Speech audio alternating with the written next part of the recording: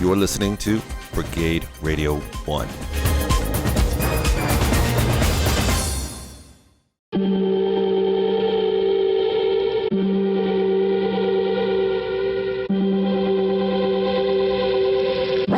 Welcome to the Antisocial Show. They're coming. They're coming. They're coming. They're coming to get you.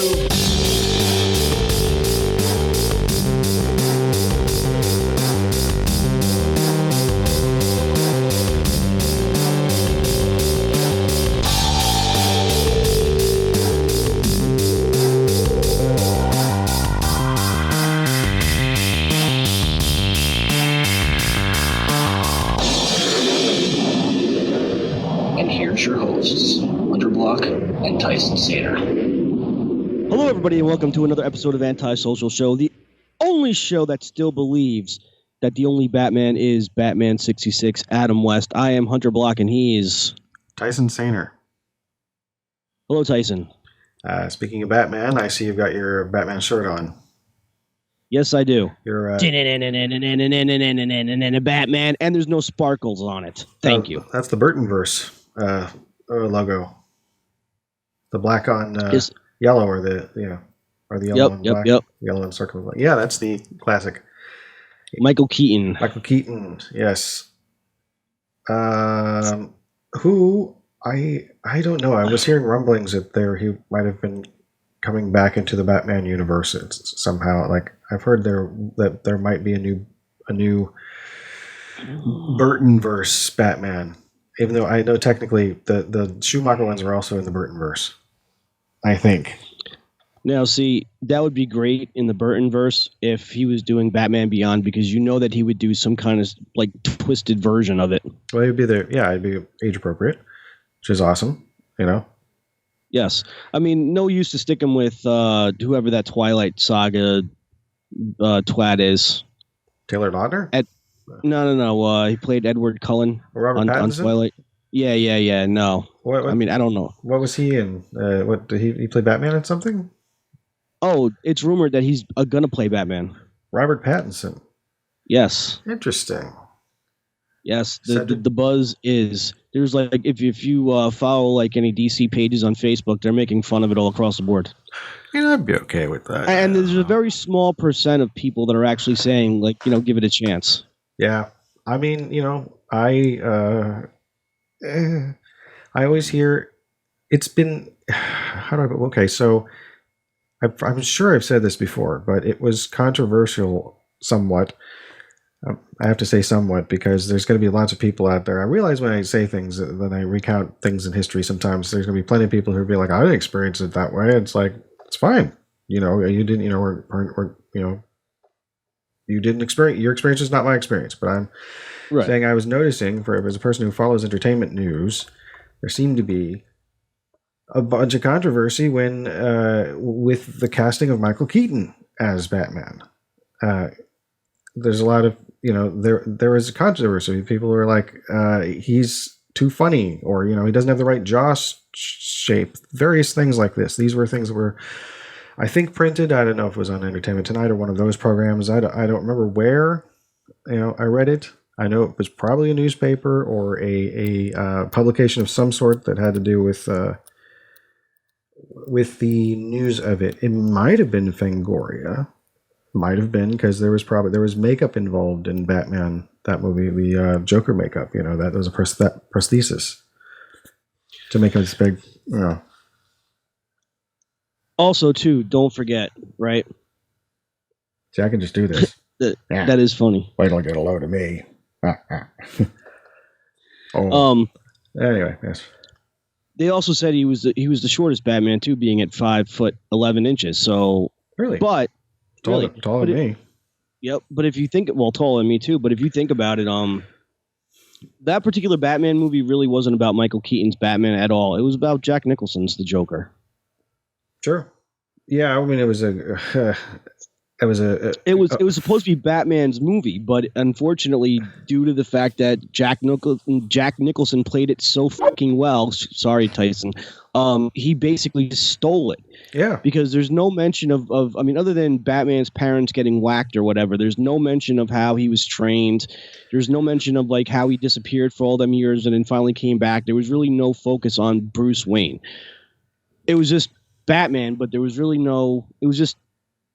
Not saying that it wasn't good. It was phenomenal. I love Michael Keaton's Batman. He pulled it off phenomenally. But because of the caliber of who they got to play Joker, he stole it. I hear what you're saying. I agree that Nicholson was fantastic in that movie, especially seeing it when I was 14. I think I don't know. I probably hadn't even seen The Witches of Eastwick yet at that point because that was probably a little too adult for me at that age. Trying to think of. But I knew that I liked that I was really curious to see what he would do with the Joker, and I liked the makeup. And I saw that crazy Bat Dance video that Prince did. Do you remember this video, Bat Dance? The one with when he's like half Joker, half I guess Prince. Yes, it's not like half Batman, half Joker. It's like half Joker and then half I think Prince. It's a fuzzy memory. It's a fuzzy memory, but it's there, and it's like and the lines is get the funk up, and he's shouting it out. He's shouting it. And I was like, because it had a TV, not live, but it had a primetime TV premiere or something. That video, so it's like, okay, I'm definitely hearing the word funk, but it's like I know what he's really saying, and it's like. There's no, that's on network TV anyway, and it was so bizarre, but I thought it was pretty cool. And then later I figured out that there were samples of the other Prince songs in the Batman film that were in Bat Dance as part of the remix. There's a bit there was like a "See in the future and it will be" like there's a song called "The Future" on the Batman soundtracks, the song soundtrack. There's two soundtracks. There's the songs by Prince, and then there's the score by Danny Elfman, and they were available on two separate releases. So it's like, did you ever get to hear the Batman Prince album? Much of it? No, I was like too young at that time to. I mean, I saw it in the movie theater, but other than that, I don't think I've ever heard the soundtrack. Yeah, so to that one anyway. Bat Dance is the one that I think everybody really remembers, and that one I don't think is actually in the film. Although I don't know, maybe in the credits. It's been so long since I've seen it, but there's all this Prince music throughout the film, as you know, all that you can hear. It's a bizarre movie. It's a gloriously bizarre chimera. Of what that particular Batman movie? Yeah, of filmmaking and of comic book movie and of promotional film. It's this interesting chimera, many other creatures, beast, and it's one of my favorite takes on the Batman genre. Oh, it's one of my favorites as well. So, but yeah, and go ahead. So tonight. That Super Friends. Sorry. Yeah. So admittedly, earlier I had no idea what to talk about tonight. Obviously, hits me every once in a while. So I was outside watching the lightning that was going on outside, and I'm trying to think what to talk about, right? Mm-hmm. And this is not your ordinary garden variety lightning. This is like white lightning. This is like pure white lightning just going across the sky, not even just in intervals. It's just all over the place, and it's kind of like the Flash when he starts running around and shit. So then it hit me. Yeah. Then it hit me, an idea occurred to me, what is the funniest thing on the planet? And in that particular moment, right? Mm-hmm.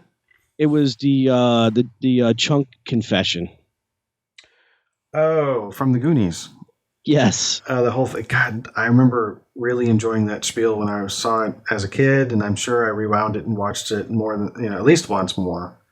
Because I liked a good rant in a film. Something where somebody just strings together a whole bunch of stuff. It's their spotlight performance, basically. It's this is their time to shine, is this little monologue, and that was his. And it was really amusing. And then they kept cutting back to it, and he's like, but the funny thing is I can't remember. It's one of those things one of the things in my childhood that I did not commit to memory. For the purposes of recitation at a future date. Yes. Well, what's funny, what makes that whole confession funny was because at that point in time, he was obviously captured by the Fratellis, and, the mother was like, kid, you're going to talk. And, and Ramsey. The one dude, the one dude grabbed him by the neck and he's like, kid, I want you to spill your guts and tell me everything. He's like, everything. Okay, I'll talk. And then not what they expected. He just came clean of like every like scumbag thing he's ever did. There's a really funny fake vomit story in there too, and part of it. I'm not sure what's funnier about that whole rant. Was it when he knocked his sister down the stairs, or when he got kicked out of summer camp for fat kids for getting out of control and getting nuts and picking out at the lunch? What was the question? Did you say I don't know which is funniest? Well, yeah. See, I don't know what's funnier, but I would think to me like those two parts of the rant is what did it for me. Is like he's like, I pushed my sister down the stairs, and this one time I went to summer camp for fat kids and I went nuts and I pigged out and they kicked me out, and it's just like you almost want to feel bad for him. Oh well, yeah. You know what I mean? Like as a larger kid myself, I definitely empathize. Well, not just the fact that he just got kicked out of summer camp for fat kids, but I mean I was a large kid myself, but I'm talking about like at this point in time, like do you completely exonerate everything that he's just he did, like he just mentioned of, because he got kicked out of summer camp and he's getting picked on? So can you like justify why this kid's kind of an asshole but you like him at the same time? Chunk? Yeah, Chunk. Because he's like the comic relief of like the Friends, you know what I mean? Yeah. He's the one that, he's the only one that apparently has a special password in order to get into their hideout too. Right. It's like, and plus, like when they wanted to break into that lighthouse restaurant or whatever, the mouth there is like, hey Chunk, wait a minute, I got some naked pictures of your mom. Oh, taking a bath. You want to buy them real cheap? And then he just like kind of bulldozed through the door. Yeah, they goad him by. Oh, by the way, let's not gloss over the thing about about his password. It's where he has to pull up his shirt and jiggle that belly at them. It's called the truffle shuffle. Basically, the truffle shuffle. He's the one who has to humiliate himself in order to enter, essentially. Right, have acceptance. Well, it's kind of a toxic relationship with these kids with each other. Like It really is. It really is a toxic relationship, but also too, I mean, Chunk tells a lot of bullshit stories. Sure. You know what I mean? Like, I mean, he just makes things up, and it's like, now, do you think maybe like they tolerate this kid for telling his bullshit stories, and they're just frustrated by this young man? Are you asking me if I think that they don't like him? They just keep him around because he's amusing. Right. Yeah. Well, I think they do like him. And he obviously likes them, or he wouldn't put up with the abuse. That's very true. Yeah. Well, unless it's like the only kids that are his age in the area, in which case you're stuck. I mean, that's proximity is often a factor of who your peer group is, basically, especially at that time of life. Like listen to the Antisocial Show. We always break things down psychologically. I'm sorry. Well, I mean, I do a lot of reading. No, but that's what I was thinking though. I wanted to do the psychological profile of Chunk, and that's what I was kind of thinking about outside. So, it's good that we do get psychological around here, because we're like the CSI of like podcasts. But on another note, sorry, CSI of podcasts. That's right. See where we investigate. Yes. Anyway, CSI of podcasts. Adjusting the level of the microphone. Here we go. Okay. So they got rumors about the new Batman coming out. They got the new Joker movie coming out this, fall or something like that. Yes. Did we talk about that last time we talked? Don't remember if we did. No, I don't. I feel like we didn't. Have you seen the? What do you think about? Well, I'll keep going. I'll just wait.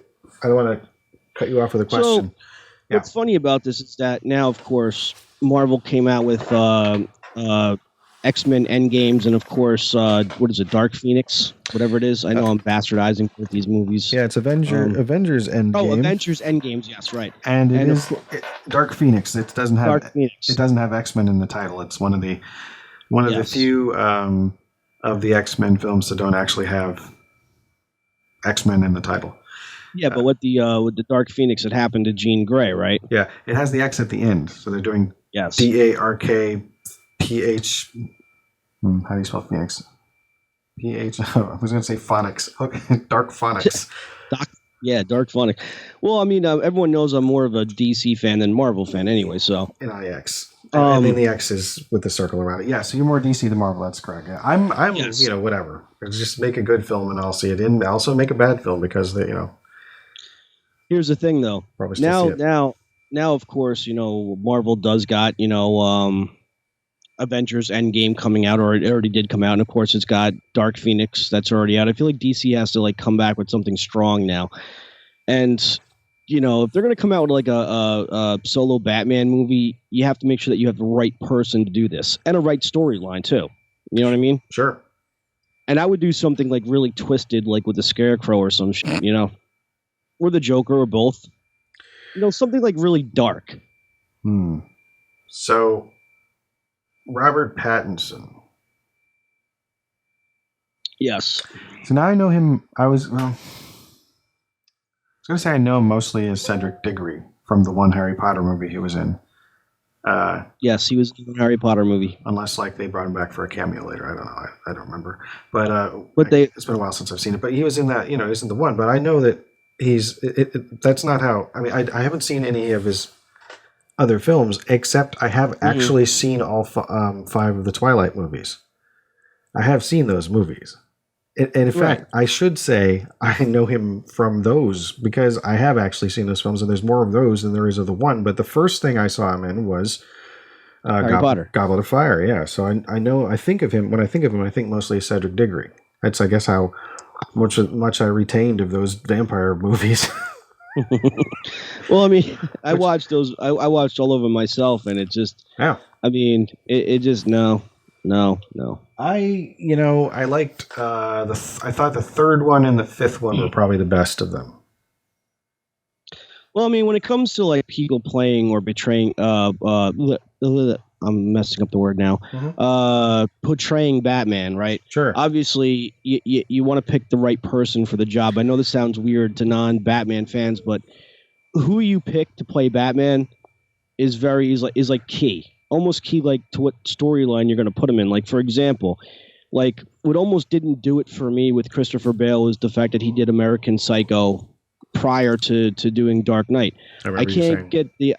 Yep. So I can't get it out of my head of him running down the hallway naked with sneakers on and a chainsaw chasing a hooker. I can't get it out of my mind.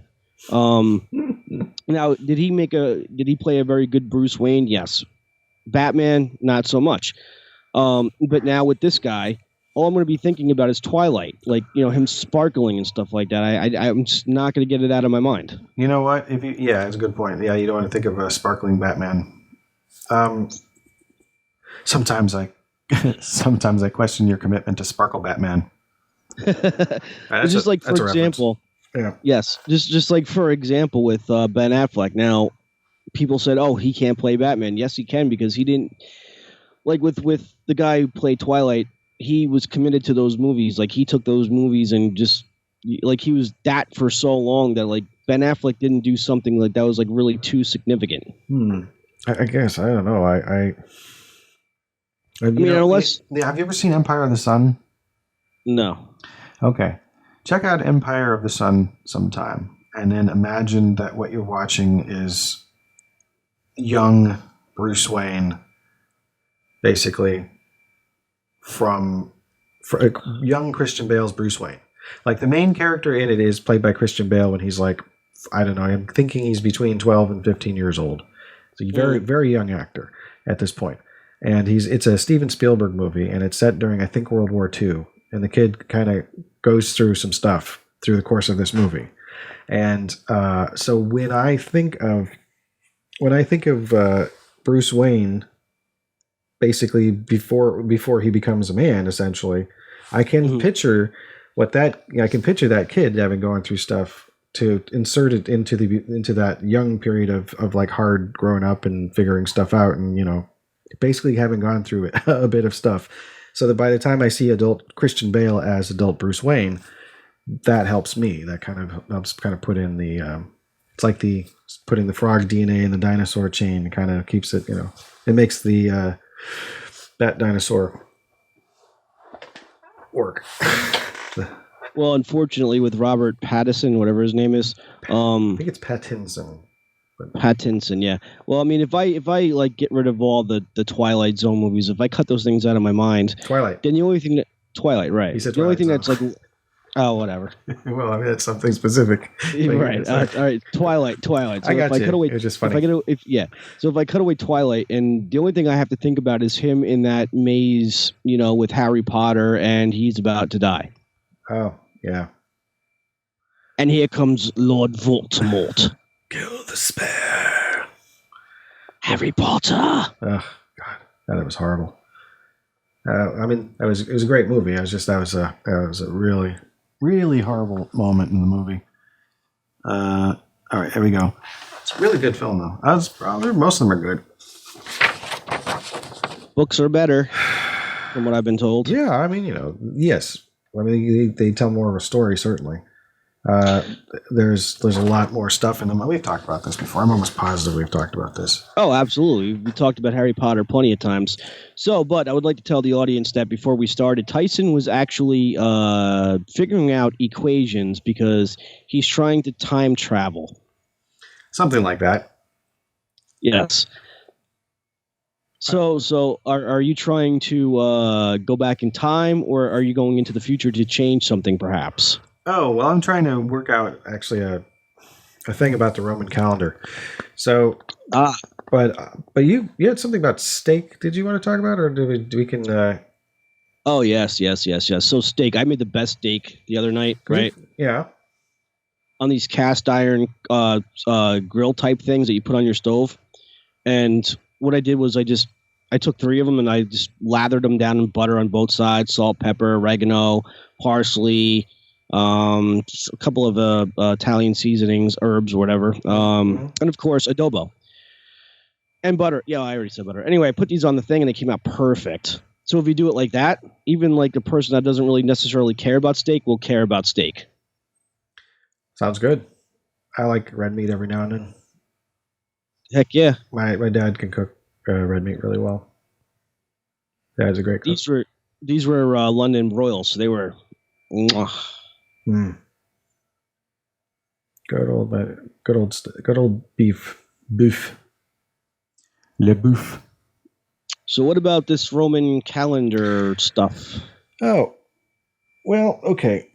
So, I was thinking about how much I enjoy that things are ordered in and have like you can say I like systems of measurement, basically, is what I'm trying to say. I'm trying to get a handle on them because I never really learned certain ones, pints, quarts, gallons. Like I didn't I mean, I'm sure I've read them a few times, and I think if pressed, and if I did read it now, I could put it together. I know that quarts are smaller than pints. I don't know how much. Is it 4 quarts to the pint? Maybe. Or is it 2 pints to the gallon? I have 4 pints to the gallon? I don't know. See, that's where it breaks down. I know that there are all these different measurements. Thing is I appreciate these types of things exist because, for example, okay. So I'll just ask. This is also trying to explain this to a person. So okay, here's one of the problems. Okay, so how many? Let's start at the basic unit. How many seconds in a minute? 60 seconds. How many minutes in an hour? How many minutes in an hour? Yeah. Oh, you suck. I hadn't had to think about that now. That's fine. No, it's okay. I'm a fucking idiot. I'm just going from the smallest to biggest. So at some point this will stop. You'll see where the breakdown happens. In fact, there's some people that probably have already figured out where I'm going with this. But so what was the question again? was how many first was how many seconds in a minute, then how many minutes in an hour. Gotcha. Mm-hmm. Oh, 60. Yeah. Oh, that's fine. How many hours in the day? 24. 24. How many days in a week? 7. Okay. How many weeks in a month? 4, depending on the month. Right. How long is a week? it's 7 days. So 4 weeks is 28 days. There's only 1 month that has 28 days. Yes. That's February. And even February has one more day every 5 years. Or 4 years? Yeah, it's 5 years, I think. On the 5th year. It's a leap year, and then it adds 1. Right? Right. So now you try and explain. It's like, well, so is it 4 weeks? No, it's so how long is okay? So every month. So like for example, my son he turned 4 months old yesterday on the 27th. Now it's because he was born on the 27th of January, and it's 4 months later yesterday on the 27th. But it's not 28 weeks because there aren't 4 weeks perfectly in every month. Right. So this is so I did a little research, and I figured out that I'd kind of known that there was a reason why certain months had sounds in them that were basically that were numbers. Like for example, October has oct in it, which means 8, but October is the 10th month, not the 8th month. In fact, if you think about it, September, October, November, December, all those first parts are basically 7, 8, 9, and 10. But how many months in the year? 12. 12. But the reason is because there was this Roman king, the king of Rome. His name was Numa something, I think Pompilus, something like that, right?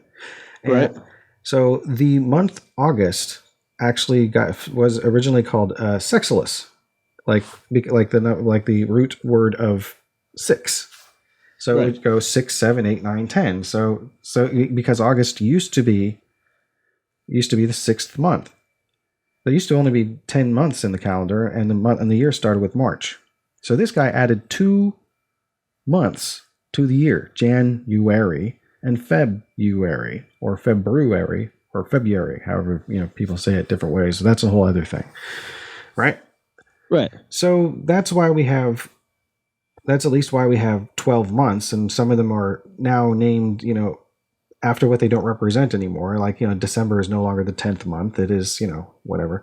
So I'm not thinking about necessarily rearranging these things. Oh, and also, by the way, August, I think originally had 29 days, if I did the reading correctly. And in memorial to Augustus Caesar, there was days added to it to bring it back up to 31st. And by the way, not only do the months have, they don't even have 30 days or 30. They're either 30 or 31, other than the 21. And it's there are 30 days. So, and if you do the old rhyme, 30 days has September, April, June, and November. That's 4. That means a whole third of the months only have 30 days, and all the other ones have 31, which are an uneven number. So what I reasoned out is that if you took all the days remaining, if you made every month 28 days long, actually 4 weeks, you'd have a remainder of 29 days. Which is actually, so then, and in a leap year, it would be 30 days. So I'm thinking, take those days and put them between December and January. Mm-hmm. And make it the 29 days, right?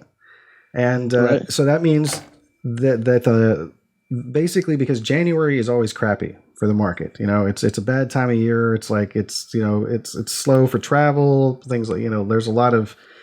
It's right after Christmas, so if you add that space there, it gives January a chance to be better because a lot of time has gone down. It's sort of this is the regrouping time. It's the month of but wait for it. So So I was thinking, we know somebody, or don't know them personally, but we know of somebody who would like to be thought of as king-like or Caesar-ish. And and so why not stick it between December and January and call it Trumpemberuary? Yes. Now it's actually about 6 days shorter than the actual government shutdown. That period of time, because that was 35 days, but this way January has a chance of being a good month. December is still a good month, and so you've just got this crappy month in between for recovery. And every month is 28 days except for that one, because why not just put the extra days in, into it. It's like, so then it's like, how many weeks in a month? 4, except Trumpemberuary, or so yeah, so it's Trumpemberuary or Trumpemberuary. Trumpemberuary. Or Trump-eb, because that's how people say February, and it's either it's spelled February, but people say February. So it'd be so the shortened version would be Trumpemberuary, but it would be spelled Trumpemberuary. That's hilarious. That's fucking funny, dude. Thanks. So I was trying to figure out how many days would be left over. Would there be enough days to make everything 28? And unfortunately, it doesn't add up perfectly, so that you can't have. So there still remains to be the problem. It's like how many days how many weeks in a month? Well, sometimes it's 4 and a bit. 4 and a bit. 4.5. How many days over? It's 3 days of difference between 28 and 31. So that's like, there's only 7 days in the week. That is almost half a week of difference, but not quite. True. Not quite. Just not quite. Right up to it. It's not even right at the hump day, because you can't do, in fact, it can't be half, because there are no half days, added to it. So it's like just under it. But so it's like 3/7. I don't know what that was. Guess those are the lowest numbers, and when you reduce them, the fractions, so it'd be 3/7. Oh, that's right. You have to make 7 into 100 in order to find out the percentage of what that would be. I'm not into doing the math on that right now. I'd have to write it down. But it does. That part, I'm not that hard up for content that I need to go into that sort of the machination. So anyway, he's like, I'm not that hard up for content.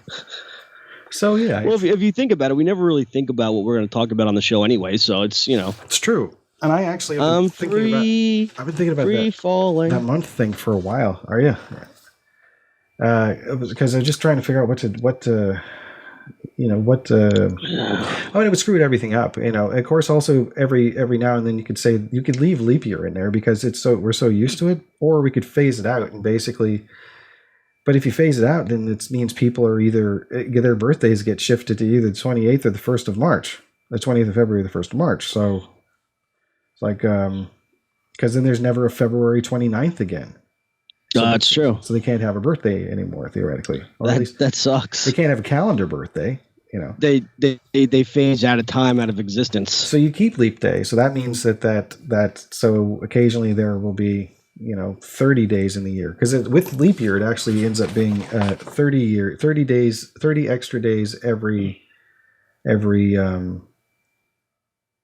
5 years. Yeah, I did the whole chart in here. I figured out it was like how many days are there. I can't see it. Oh, I can look up there. Wow, man, you put some time into that. Very little. That took maybe 10 minutes or less just to write down things, because I just wanted a visual representation so I could look at it and figure out how many days there were in each one. Then I added them up and to figure out how many days there were. So, and then there's my terrible handwriting saying Trumpemberuary. Or Trumpemberuary. So you write like a doctor. Not quite that bad, but could be quite close to it. Yeah, that's the old joke: is the doctor's handwriting sucks, doesn't it? Yeah, it does. Yeah. Anyway, so yes. Now, is there some kind of a special occasion that we're marking today based on stuff? Did you want to talk about you're going to be having a... So I'm going to be moving in a few days. so that when we do these videos for the show, that you're going to notice that my background will now be changed. So don't freak out. It's all good. Don't freak out. Yeah. Just imagine people freaking out for some reason. It's a funny image to me to imagine people like tuning in. Well, it's just funny to imagine people tuning in, but it's like seeing the new background and just like like they can't handle it. It just like it scrambles their brains for just a few minutes. Like everything. Yeah. Just I like it's like Carlton dragging himself across the floor in that one episode of Fresh Prince where he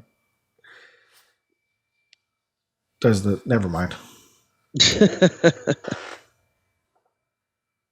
I was watching Anger Management before we started, and Nicholson is I've forgotten how funny that movie really was. Oh my god, it was hilarious! Like when he's on the plane and stuff, trying to ask for headsets, and they're like giving him a hard time, and the one dude's like, "Sir, calm down."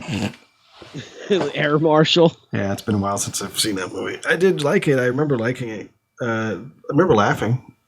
I remember people hearing bad reviews of it and thinking one day I'll see this movie. I saw it. I'm like, oh, it's not that bad. Oh. No, it was pretty funny. I mean, I went to go see it in the movie theaters. I mean, it got bad reviews, but sometimes you can't go with what the critics say. Yeah, I don't think I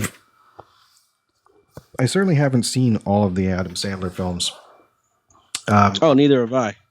I was going to make it kind of a point of trying to, after Happy Gilmore, because I was not a fan of Billy Madison the first time I saw it. No, I might appreciate it now, but this is only because I just didn't think it was like when I saw it. Now, mind you, it was like what 91, 93? No, it wasn't quite that. It was let's say 93. No, 94. It was pretty early. Happy Gilmore? No, Billy Madison. Billy Madison. Hold on. Billy Madison. Let's see. By the way, I'm going to go on record. I'm sure it's fine, but yeah, no, it was 1995. You're right. Okay, so 95. So in 95, I'm 21 years old. Right. I don't think I was Sandler. I think he was still on Saturday Night Live at that point. And he was really funny on Saturday Night Live, like consistently funny, interesting. I mean, if you're, not to everybody, but I mean, like to a lot of people, and certainly to me, I liked his songs. I liked his characters. I thought he had good energy, and lots of focus. And he had a funny voice too. I don't mean like in a make fun of him kind of way, but I mean like he could reach this intensity with it. Like he could yell and it pierced the air, like a good loud voice, like Lovitz, It was hilarious. And also he had a good singing voice, and he could do a funny Axl Rose impression, which was basically just scream singing, but in, pitch, which is very difficult to do. Like that's a tough thing to do to your voice. It was really impressive to me that he could do that. Anyway, I just thought Billy Madison wasn't, at the time, I didn't think it was as funny as he could be. I just didn't think so, but then again, I might have also not liked other things in it because I don't know. It felt like that movie rubbed me the wrong way the first time I saw it. So I'm going to have to try and see it again and just enjoy it or appreciate it for what it is. And I might even like it more. And I didn't hate it. I just was like, eh. And then I saw Happy Gilmore and I was like, well, this is funny. I like this, And it's hard to even say why I liked one more than the other. I don't know. But I did like it more. And then I started paying attention. And then right after that was like, right after that. But soon after that was The Wedding Singer. And it's one of my favorites of his. Because I like him and Drew Barrymore. I like that it's set in the 80s. It's well, anyway, yeah. Well, Happy Gilmore was way more superior than Billy Madison. I just thought it was funnier. I don't know. It was, especially like, oh, excuse me, sir, can I have a warm glass of milk? It helps me to sleep. You can have a warm glass of shut the hell up. Yeah. Now you will go to sleep, or I will put you to sleep. Check out the name tag. You're in my world, Grandma. Yeah, it was Ben Stiller doing that, wasn't it? Yeah, that was. God, it was funny. I don't know. I just thought it was a funnier movie. I liked, even, I thought Steve Buscemi was still good in Billy Madison. I liked things about the movie. I just didn't feel it added up to, what it was. I think it was just that I had to see the context of I had come from the context rather of Adam Sandler doing a character for however long a Saturday Night Live skit is, 5 minutes, 7 minutes, and and each, very funny things. Songs not very long, just small amounts, right? And then when I saw him start to do the Billy Madison character, I was like, oh, I have to sit through a whole movie of this guy. Like, I'm not sure I like this guy enough to sit through an entire film of what he's doing. Like you had to turn off Dune because you're just like, this isn't my head's. I can't right now. This is whatever it is. I'm not digging it. Like you didn't dig Dune, but so I just kind of had a similar thing. I was like, I don't know, but I did watch it all. I did watch all of Billy Madison. At the end, I was like, okay, well, I'll still see. I'll see the next one. I hear this movie's doing well. Whatever, good for him. But I wanted to gouge my eyes out with Doom. Dune. I just lost my damn mind. Like, I don't know what I was thinking as a kid, if I even liked it as a kid, or I just seen parts of it, or not the whole movie, or whatever it is. But as an adult, I think if I could go back in time, I would just slap my childlike face, just like slap, slap, slap, slap, slap, slap, slap, slap, slap, and then just be like, no, you don't watch this garbage ever again. Ever again. I really, actually, I appreciate that movie on some level. If you get a chance, you should see Jodorowsky's Dune. Well, you know what? I think what it really, as we said this before, it had a strong cast. Like, it really did. Like, there was a lot of strong actors in there, including Patrick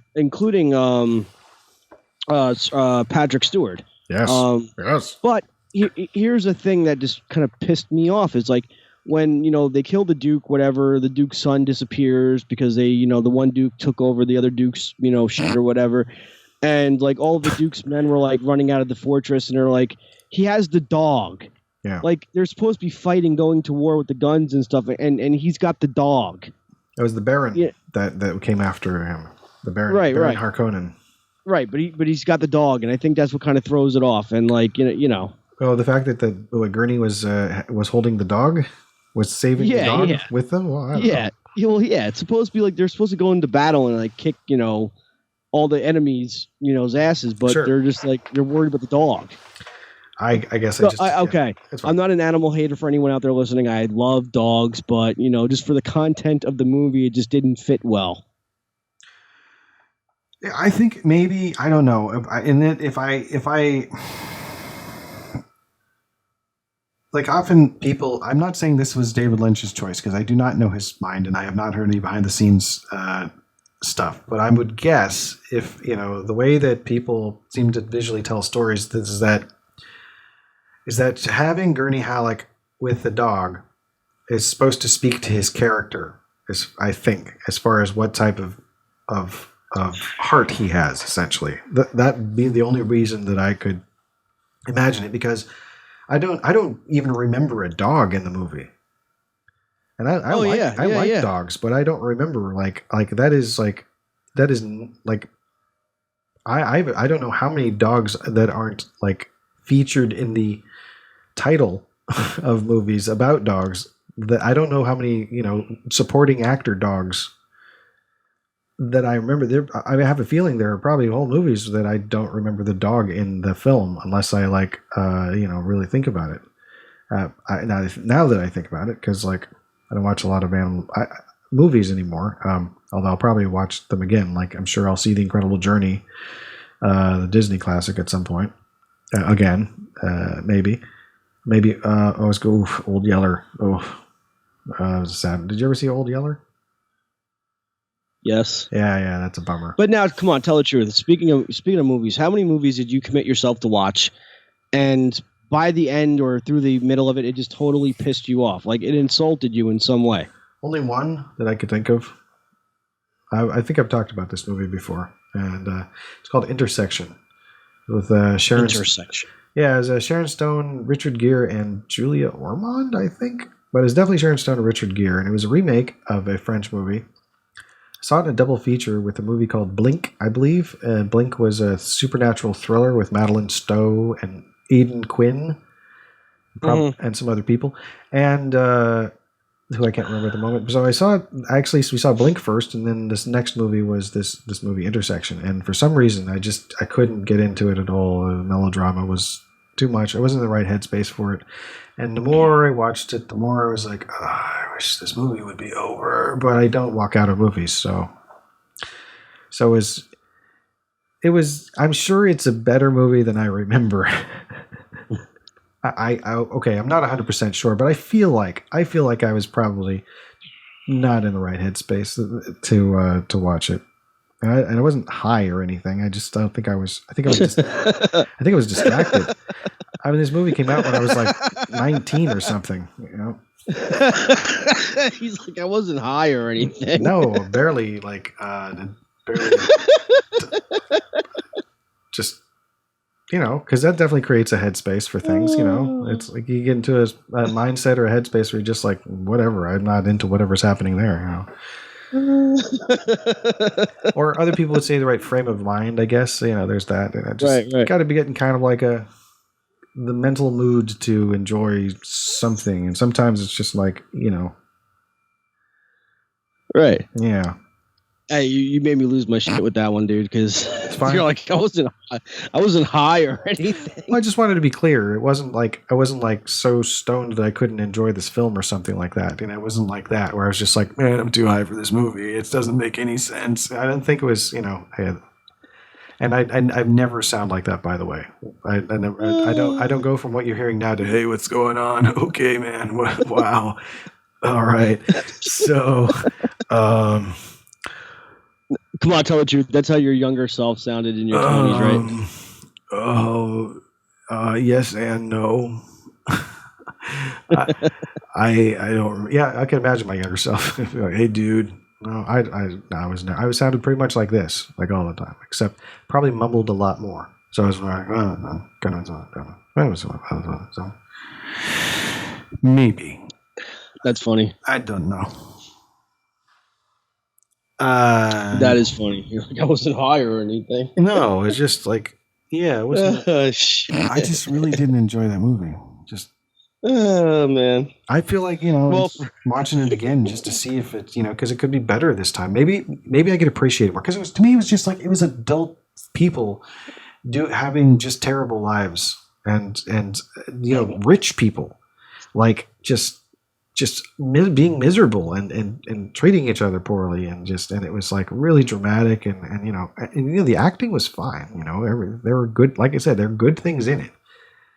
And in fact, when I was a little, I don't say dumber, but like I have a tendency to resort to hyperbole or like exaggeration, and I do it less now that I'm older, because I used to do it like a character in a movie would, where you just say something that was kind of messed up to get, you know, because you think, well, that's where the person would say the messed up thing if you view your life like an unfolding film. And so it's just kind of I'm not that person anymore. I'm not like, you know, angry and whatnot. So like I used to say when people say, oh, one movie I couldn't say a good thing about would be that movie. That's what I used to say. And it's like, no, I could probably think of good things to say about it now if I watched it. Oh, and by the way, I would use this movie to give the example of like, Ed Wood movies are better basically than this film. I would be like, no, these movies are, you know, aren't bad. Also, like, I would see movies like Manos, Hands of Fate later, you know, which many people have seen now because of Mystery Science Theater and are very familiar with it and how bad that movie is, and yet entertaining, right? You know, and so like there's a whole, it's like, I don't know, I think maybe it's also because I paid money to see it. Could be, I don't know. I don't see a lot of stuff in the theater now. You know, there's a lot of on-demand stuff, so I mean, pay for it one way or another. But you know, I'm just not as harsh on entertainment as I used to be. Although I don't know, it's like I don't have the energy for it. Yeah, because you realize they're just movies. You know what I mean? Yeah. But no, Dune still pissed me off. Dune, Arrakis. Yep. Something Sand Planet. So yeah, there's let's see, Jose Ferrer's in it. Not Miguel, but Ferrer. Rest in peace. Although Jose Ferrer, his father. Jose Ferrer. Yep. Yeah. So both Jose Ferrer and Miguel Ferrer were in David Lynch projects. Yeah. Okay. Yeah. It had, I don't remember the man's name who played the Baron, but that actor, I've seen him in other stuff. He was in, I think he was in Stephen King's Cat's Eye, one of the segments. Probably The Ledge is what I'm thinking. I believe that's the same guy. Yes, that was a good one because he was like not only a total douchebag in fucking Dunes. Again, sorry Tyson, but he was a total douche in Cat's Eye, especially when he was like, okay, you're gonna have to go out onto the ledge and make it all the way around back to this window. And if you survive, you can have my wife. And then, like, you know, he makes it back and everything after almost dying. And then he's like, you get $1 million and you get my wife. And he, like, throws the bag at him. And it's like her head in a bowling ball bag. Yeah. Thump, thump, thump. That was a pretty interesting film. Yeah, those movies always, like, Stephen King, like, he's always twisted. Like that one dude, like, from Cheers, who was having an affair with, that dude from Naked Gun, 33 1/3's wife. Leslie Nielsen? Yes, and he decided to bury them to their heads on the beach. I can hold my breath for a long time. Yep. Or like you seeing at the video surveillance cameras having his drink. He's like, "You got to hold your breath there, Harry. You got to hold your breath." Yeah, Leslie Nielsen was pretty interesting. Good actor. Good actor. Yeah, It's fun to see him and stuff.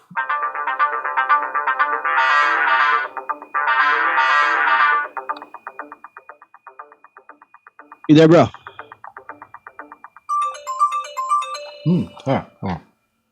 Just a moment. So, hello. I was thinking about every once in a while on this show we bring up the crazies, like the what did we call them? People, the booty hole people. The booty hole people. The booty hole people. The booty hole people. I can't remember what the context of that was, though. I think it was just you were saying there was people who evolved to. I can't remember what the how we got to the booty hole people.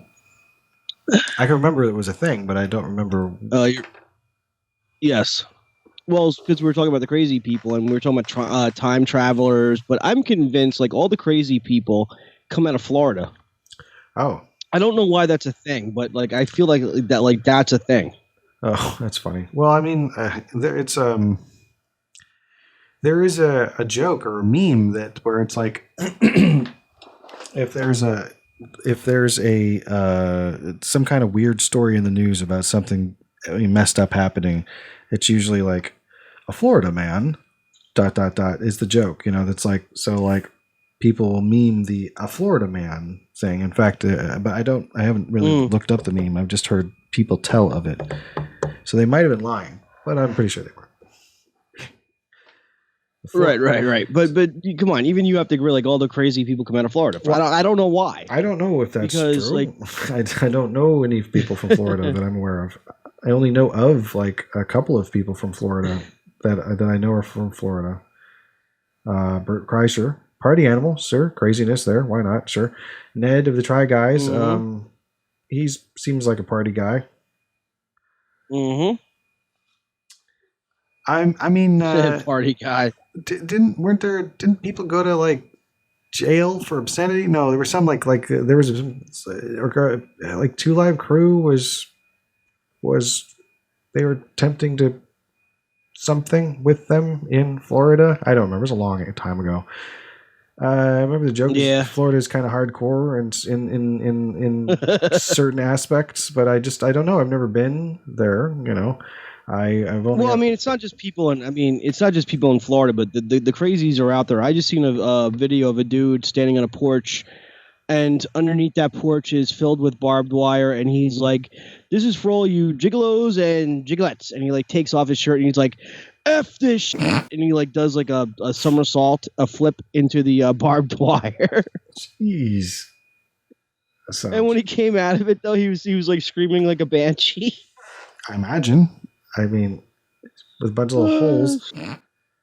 Jumped in the barbed wire, huh? I don't know. I don't understand. I mean, it's, mental illness is a sad thing. And it's sad, all right. It really is. It's, it's well, no more sadder than like when that dude said that he came back to the future. He came to us from the future because the aliens made him drink and step on the little time pad or whatever, and warn us about the impending alien invasion. Yeah, you told me about that, and I kind of sort of remember that, but I don't. It's been a while. Oh, that was like so many episodes ago. Yeah. I mean, it's hard to remember like every single thing we talk about because we're like, what, 73 episodes in? Yeah, I mean, and we do hear, well, I know I hear every episode at least twice. I mean, I hear it, once when we're recording it. When I go to edit it, I'll be like, oh yeah, I've heard that. I remember us talking about that or whatever it is, and then I send it off to you, so you get to hear it later. But you do get to hear what we talked about it before it goes up, and so you get to kind of relive that conversation at least once more. I bet. Do you ever get to some of the shows and be like, "Is that what we talked about?" Or, "Oh God, I don't remember that," or "Yeah, I remember that," or I mean, like, what is? Yeah. There'll be times I'll just like run back through the different episodes and re-listen to them, and I'm like, "Did we really talk about that?" Or I'll just forget all, and like I'll forget together sometimes, and it'll just be re-funny. That's the beauty part about it, is because if you don't remember what you talked about, and then you thought it was funny the first time, it's going to be even more hysterical the second time you hear it. And I'm like, oh yeah, I remember that.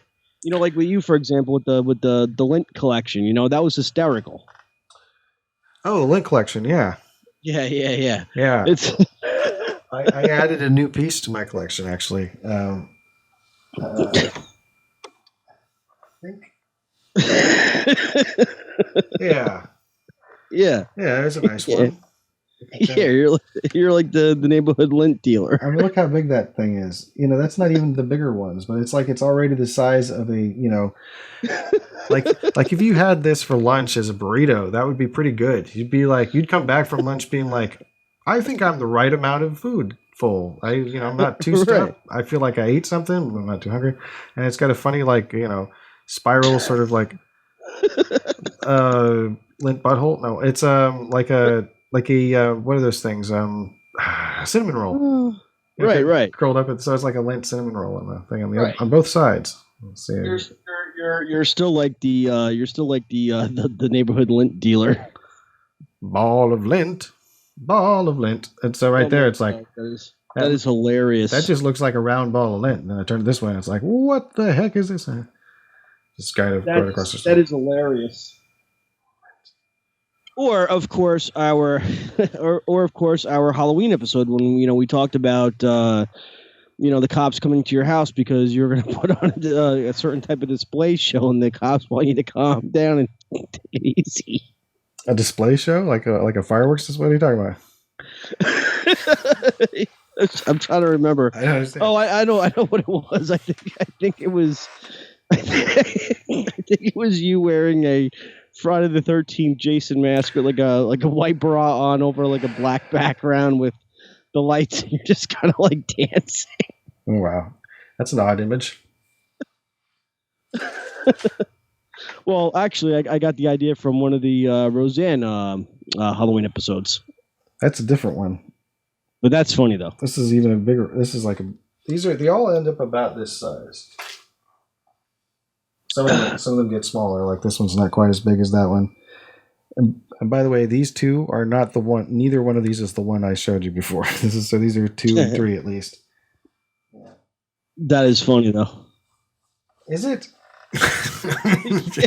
Dude, I died. Is it funny or is it sad?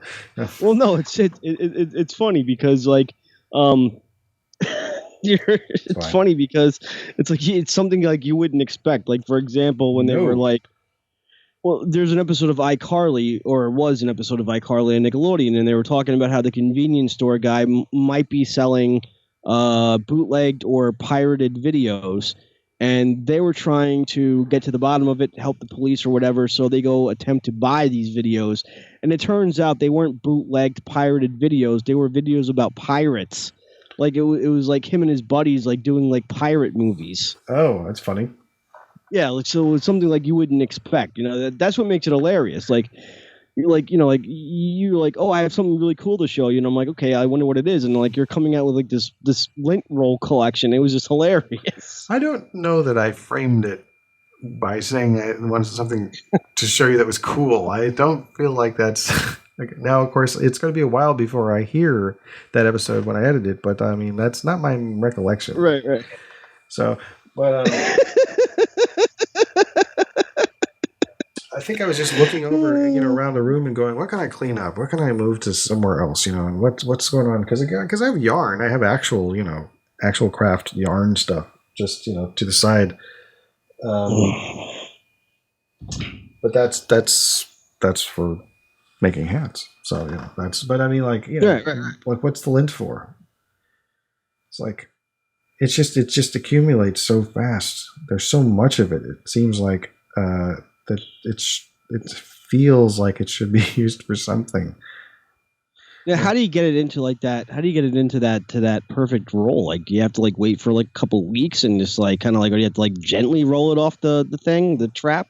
No, I mean it's only about, I would say maybe a day or two, like depending on it. It's hard to explain, but I have access to a heavily traveled lint trap. So it's just, when you pull the thing out, it's about that long but it's flat, and then it's sort of turn it over and then roll it gently, kind of gathering the edges around it. Because lint doesn't stay perfectly in the trap after that. It starts spreading out. No. So you just kind of roll it, and then it becomes that size. Usually they're about that big. These are smaller, as you can see.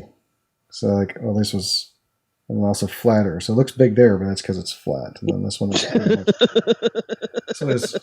and also you can kind of see this one is like this one is probably the thinnest of all. By the end there, you can see how poorly that it's not perfectly wrapped around it there. Meanwhile, this one was long enough that it sealed up fine. There's nothing dangling. So these are, I don't know. It's just it's like, it's a gooey duck. That's what it is. It's a plush gooey duck.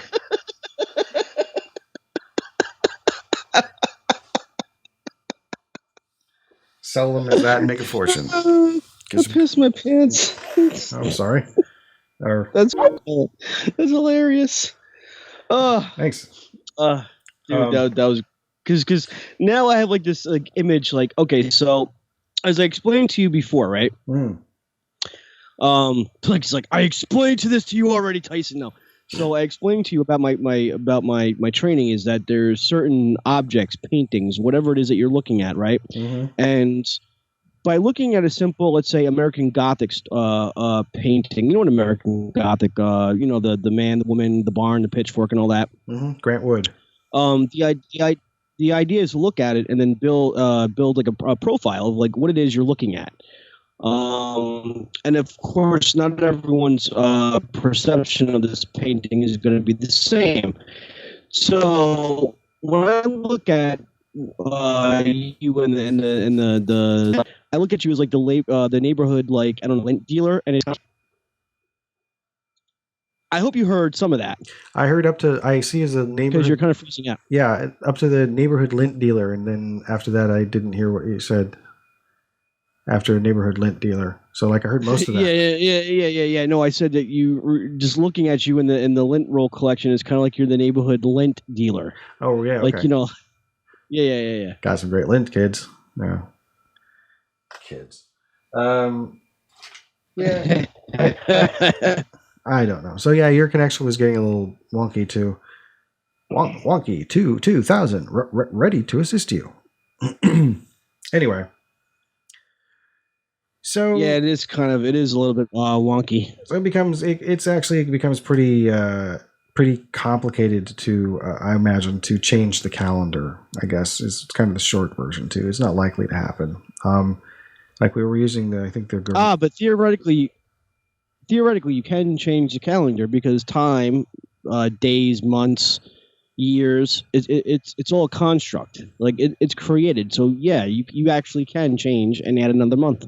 Well, maybe it starts in 20. You just proved it. 2020 is year zero of becomes, so it goes to 2020 and then to, year one of whatever the 13th month. Oh, and by the way, if we did that, then there would be space for Ophiuchus or whatever it is to be the 13th zodiac sign. Yeah, and we'd have 13 months. Yeah, they try to change the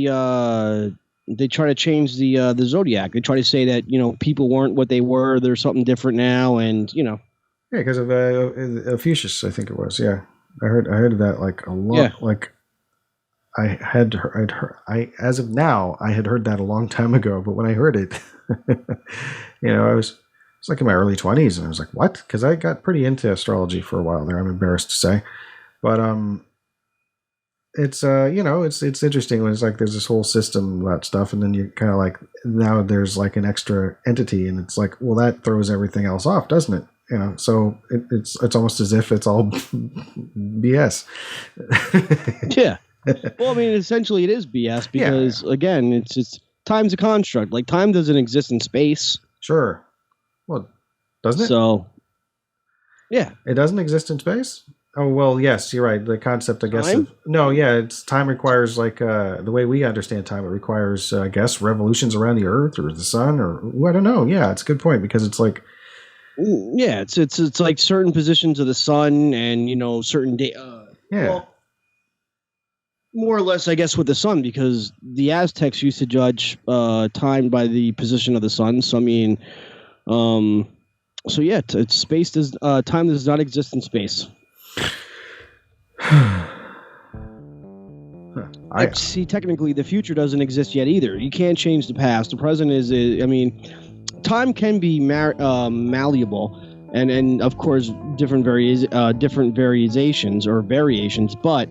For the most part, the only thing that's malleable is the future. Like you can change that. Like if you walk out your room right now and like do something different than you would have done previously. Like if you were to walk out your room because you wanted to go to the kitchen to get a drink, right? And upon doing so, something bad happens to you that forever changes your future.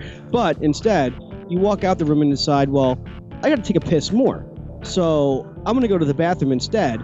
And by doing so, you avoided that big possible tragedy. So you actually can change the future. It's actually very malleable to change the future. And I've been watching too much Flash.